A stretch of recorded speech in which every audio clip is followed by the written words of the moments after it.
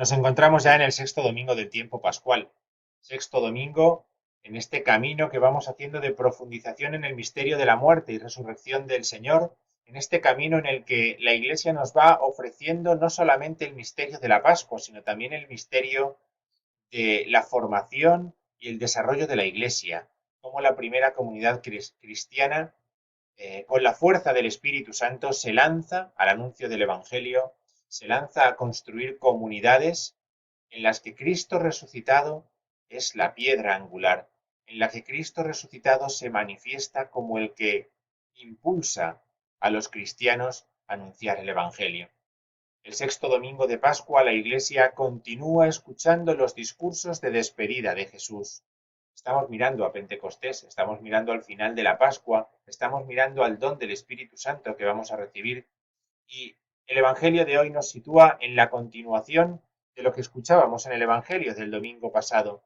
Nos sitúa también en ese capítulo 14 del Evangelio según San Juan. Ese capítulo 14 en el que se nos anuncia el envío del Paráclito. Jesús advierte a los suyos de que va a enviar un consolador que les acompañe. Va a enviar un compañero para el camino que van a comenzar, en el que ellos puedan seguir advirtiendo la presencia de su amigo a su lado, en el que ellos puedan seguir advirtiendo que no han sido abandonados a la tarea evangelizadora, sino que por el contrario, esa tarea la realizan en comunión con el Señor. Pero también les anuncia que ese Paráclito les prepara para su vuelta al final de los tiempos. El Espíritu Santo prepara a la Iglesia para la segunda venida del Señor. De tal forma, tanto es así, que la Iglesia nunca podrá vivir plenamente la vida creyente, la vida de seguimiento del Señor, si olvida esta perspectiva. Solamente se entiende bien toda la vida cristiana como ese camino de preparación, como ese camino hacia ese encuentro de la segunda venida con el Señor. Olvidar que el Señor volverá es olvidar algo esencial del mensaje cristiano. Olvidar que el Señor vendrá en gloria a juzgar a vivos y muertos, a sentar a los suyos a su lado, a la derecha del Padre, es olvidar la parte feliz, más feliz de todo el anuncio evangélico. Por eso Jesús advierte a los discípulos de que Él volverá. El Paráclito no es un don para desentenderse de los suyos, sino al contrario, para sellar su presencia permanente con ellos, para sellar la certeza de su vuelta. Y así podemos entender que en este discurso de despedida Jesús no se está dirigiendo solamente a los 12, no se está dirigiendo solamente a aquellos primeros discípulos suyos, sino que ya nos está hablando a toda la Iglesia. El mensaje del Evangelio que vamos a escuchar este sexto domingo de Pascua nos sitúa en una perspectiva universal, en una perspectiva mucho más extensa en el tiempo que aquella conversación en el cenáculo. Se dirige a toda la Iglesia para advertirla de su presencia, de la presencia del Señor junto a ella en todo momento, y por eso la necesidad de permanecer fieles a sus mandatos, de permanecer fieles a la palabra del Señor. Él va a quedarse con nosotros. Y aquí se nos anuncia un tema muy importante en el Evangelio según San Juan, de gran gusto para él constantemente en el Evangelio, la inhabitación. El Hijo está en el Padre. También vosotros estáis conmigo, estáis en mí y yo estoy en vosotros. Ese en que utiliza Juan en el Evangelio, en estos discursos de despedida, nos sitúa de esta manera, nos sitúa de esta forma. No es solamente una compañía visible, sino que es una presencia en lo más profundo de nuestro ser. La inhabitación habla de permanencia. La inhabitación habla de constancia, de fidelidad. Dios va a permanecer en el hombre. Dios ha encontrado una forma de estar siempre con nosotros, estando en nosotros. Y esa es la advertencia que Jesús hace a sus discípulos en el Evangelio de hoy. La inhabitación con la que Juan inaugura su Evangelio, que el Verbo estaba junto a Dios, estaba en Dios y era Dios, esa inhabitación nos habla también de cómo Dios va a relacionarse con nosotros. Sabréis que yo estoy en mi Padre, y vosotros en mí, y yo en vosotros. Solamente esta afirmación de Jesús, solamente este versículo, nos tendría que dar para toda la meditación de este sexto domingo del tiempo pascual, y nos haría eliminar muchas dudas que en muchos momentos afrontamos en nuestro día a día, en las decepciones que nos llevamos, en las cosas que no sabemos ver bien, incluso en nuestra experiencia en la Iglesia. La experiencia en la Iglesia se entiende a partir de esta certeza. Tan convencidos como estamos de que Cristo está en el Padre y nosotros en Cristo y Cristo en nosotros, eso tendría que marcar todas nuestras reflexiones, toda nuestra experiencia en la vida de la fe.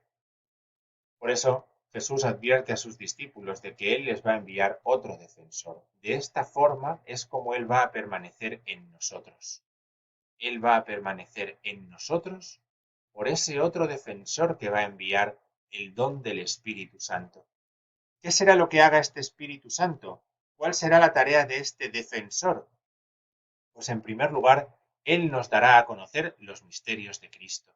Él nos dará a conocer la realidad del Señor, la verdad de Cristo muerto y resucitado, su vida, sus palabras, sus acciones, sus gestos, nos van a ser explicados por el Espíritu Santo, que será también aquel que nos dé fuerzas para vivir en un mundo hostil en muchas circunstancias, en un mundo difícil. Sabemos bien de esa contraposición que realiza Juan entre Dios y el mundo, lo que es de Dios y lo que es del mundo. En medio de un mundo hostil, el Espíritu Santo dará fuerzas para poder vivir en los mandamientos que el Señor nos ha enseñado, en los nuevos mandamientos con los que el Señor plenifica la ley que Dios nos ha dado. Por eso, el defensor, el Espíritu, es para los que creen en Jesús y guardan sus mandatos. Esta es, esta es la característica propia. El que quiere ese defensor tiene que tener que desear esa fe en el Señor, que desear guardar sus mandatos. El Espíritu no le habilita al hombre para ir por libre, le habilita para que Jesús esté en él y que Jesús haga en él. Por eso, la afirmación de Jesús de que el Espíritu está con ellos y el Espíritu vivirá en ellos. Él advierte con esta extraña expresión precisamente de esto. Él va a enviar un defensor que sea el que haga en los discípulos, invitándoles a una cooperación, de tal forma que igual que han aprendido con Jesús, puedan ahora obrar con el Espíritu Santo. Esta relación se nos va a ir explicando en los dos próximos domingos, tanto el domingo de la Ascensión del Señor, el próximo, como el siguiente, el de Pentecostés, van a profundizar en esta forma de cooperación, en esta forma de relación. El Espíritu viene a ocupar ese lugar de Jesús, esa enseñanza de Jesús, esa presencia de Jesús, viene a continuar su obra, la obra de santificación de Dios en nosotros, la obra de seguimiento, de fe en Dios, que se va realizando en nosotros, se realizará ahora por la acción del Espíritu Santo. Jesús, que en la vida terrena estaba presente junto a sus discípulos, ahora, por otro defensor, acompañará a los suyos. Ahora, por la acción del Espíritu, acompañará a los suyos. De tal manera que los discípulos podrán experimentar la certeza de la resurrección del Señor por la acción del Espíritu Santo, por la acción del Paráclito. Cuando Jesús dirige estas palabras a sus discípulos, les presenta de nuevo esa fortaleza con la que tienen que continuar el camino. Cuando les habla de ese antes y ese después, como ya escuchábamos en el Evangelio del domingo pasado, la Iglesia recoge esa enseñanza para darle una doble perspectiva. Si Jesús advertía así a sus discípulos ante la llegada de la Pascua, ante la muerte que iba a padecer y la resurrección que iba a experimentar al tercer día, si la tristeza se iba a convertir en alegría antes de la pasión y la pasión, a después de la pasión y la resurrección, ahora que llega el momento de la ascensión, ahora que la Iglesia se prepara para celebrar la ascensión y Pentecostés, lee este Evangelio con una perspectiva distinta. El Señor desaparece de la vista de los primeros discípulos. ¿Y qué queda para nosotros? La alegría de que volverá al final de los tiempos. La Pascua tiene un componente también escatológico fundamental. La resurrección de Cristo es la primicia de lo que sucederá al final de los tiempos, con todos y cada uno de nosotros. El Señor volverá para que seamos todos llamados a la vida. Algunos, dice Pablo, a una resurrección de vida, otros a una resurrección de muerte. Pero la vuelta del Señor se hace más cercana para la Iglesia con esta doble perspectiva. La primera lectura va a incidir en la importancia de ese espíritu que se nos va a dar. La imposición de las manos, que se relata en la primera lectura por parte de los apóstoles, de Pedro y Juan en este caso, para conceder el don del Espíritu, nos habla de ese mismo Espíritu que Jesús ha entregado a los suyos. No es un espíritu distinto. Hay una continuidad entre la acción de Cristo y de la Iglesia, entre la acción de Cristo y de los discípulos. No se pueden ver como cosas separadas. No tendrían sentido ni la una ni la otra, sino que el Espíritu que Cristo ha entregado a los suyos lo entregan por la imposición de las manos.